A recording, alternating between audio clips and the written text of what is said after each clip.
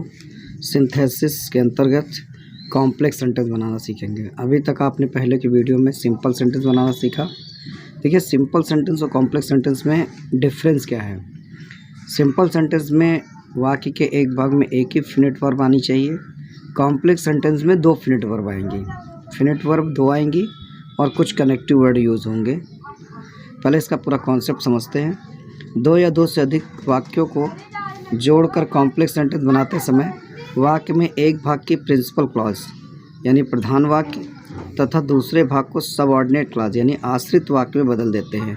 Principal clause क्या होती है? प्रिंसिपल क्लॉज का मतलब होता है सेंटेंस के दो भाग होंगे, एक पूरा अर्थ देगा वो प्रिंसिपल क्लॉज कहलाएगी। सबऑर्डिनेट क्लॉज वो क्लॉज होती है जो पूरा अर्थ नहीं देगी, वो प्रिंसिपल क्लॉज पर डिपेंड होगी। आश्रित उपवाक्य होगी वो दूसरे पर डिपेंड होगी। सबऑर्डिनेट क्लॉज तीन प्रकार की होती है। पहली है noun clause, adjective clause, adverb clause. अब हम लोग एक एक क्लॉज के बारे में डिटेल से जानेंगे। सबसे पहले नाउन क्लॉज देखते हैं क्या होता है। नाउन क्लॉज वाक्य में संज्ञा का कार्य करती है।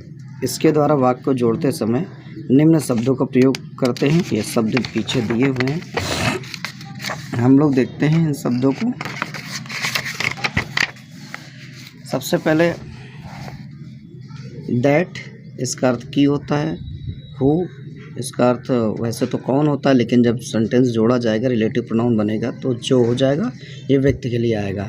इसी तरह व्हेन, जब समय के लिए आता है। वेयर, जहाँ, स्थान के लिए। वाई, जिसके कारण, कारण के लिए आता है। व्हाट, जो कथन के लिए आता है। एग्जाम्पल से समझते हैं हम लोग। यू आर ए थीफ, तुम एक चोर हो। It is known to all, ये सभी जानते हैं। अब इसमें देखिए आर एक फिनिट वर्ब है, इज़ एक फिनिट वर्ब, इससे टेंस का पता चल रहा है। तो कॉम्प्लेक्स सेंटेंस में दोनों फिनिट वर्ब आएंगे। सिंपल में एक आती थी, कॉम्प्लेक्स में दोनों आएंगी। लेकिन इनमें से जो ऊपर से वर्ड दिए हैं इन वर्डों में से कोई कनेक्टिव वर्ड आएगा। जैसे it is known to all, ये सभी जानते हैं that you are a thief, कि तुम चोर हो। अब इसमें प्रिंसिपल क्लॉज और सबऑर्डिनेट क्लॉज भी समझ लेते हैं। यहाँ से देखिए यू आर ए थीफ, तुम एक चोर हो, ये पूरा अर्थ दे रहा है, ये इसलिए प्रिंसिपल क्लॉज हो जाएगी। ये कहलाएगी प्रिंसिपल क्लॉज, चूँकि प्रधान वाक्य।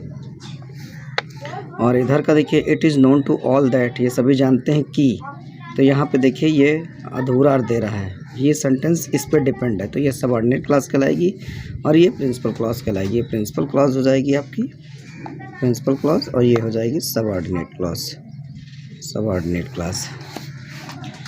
इसी तरह हम दूसरा एक सेंटेंस देखते हैं। ही डज नॉट नो, वह नहीं जानता। हु इज सी, वह कौन है। अब यहाँ पे देखिए दैट कनेक्टिव वर्ड नहीं आएगा। जब आपने इनडायरेक्ट में पढ़ा होगा कि यदि क्वेश्चन वर्ड दिया हो तो क्वेश्चन वर्ड को ही कनेक्टिव वर्ड बनाते हैं, तो हो जाएगा he does not know. Who लगा देंगे, हु लगाएंगे तो कर्ता पहले आएगा सी और इस बाद में हो जाएगा फुल स्टॉप लग जाएगा। ये इनडायरेक्ट के नियम के इंट्रोगेटिव सेंटेंस के अंतर्गत उस रूल से किया गया है। अगर आपने ये नियम नहीं पहले पढ़े हैं तो पहले आपको जाके इसको पढ़ लीजिएगा। तो ये नाउन क्लॉज से आपके सेंटेंस पूरे लग जाएंगे। ये एक्सरसाइज है, ये एक्सरसाइज आप लोग पूरी लगा सकते हैं। जनरली इनमें दैट सब वर्ड का यूज़ होगा। इसी तरह हम लोग एक और एक्सरसाइज देखते हैं, एडजेक्टिव क्लॉज। एडजेक्टिव आप जानते हैं कि एडजेक्टिव का मतलब होता है जो नाउन या प्रोनाउन की विशेषता बताए। तो यदि एक वाक्य के अंतर्गत आए हुए नाउन या प्रोनाउन के लिए दूसरे वाक्य में कोई बात कही गई है तो दूसरे वाक्य को एडजेक्टिव क्लॉज में बना देते हैं। इसके अंतर्गत निम्न शब्द प्रयोग शब्द वही हैं, लगभग थोड़े दो चार वर्ड बढ़ गए हैं। जैसे यहाँ विच है जो निर्जीव के लिए, हु जिसका संबंध के लिए, हुम जिसको कर्म के लिए। तो इसको एग्जाम्पल से समझते हैं। जैसे यहाँ पे देखिए आई सॉ डॉग, मैंने कुत्ता देखा। The dog was laying on the road, कुत्ता सड़क पर लेटा हुआ था। तो I saw dog, I saw dog, और चूँकि इसके लिए विच या हु लगा सकते हैं तो who was lying on the road. I gave him a camera, मैंने उसे कैमरा दिया था। कैमरा वाज वेरी चीप, या फिर कैमरा निर्जीव चीज़ है तो उसके लिए विच कनेक्टिव वर्ड लगाएंगे तो हो जाएगा I gave him camera, which was very cheap. दो फिनिट वर्ब भी आ रहे हैं, गेव और वाज।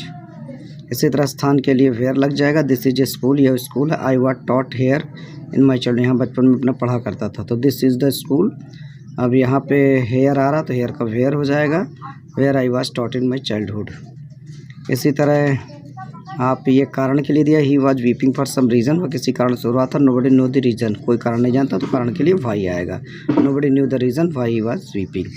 तो इस तरह आप ये एक्सरसाइज कर लीजिएगा और जो ना आए कमेंट करके पूछ लीजिएगा। Okay, thank you.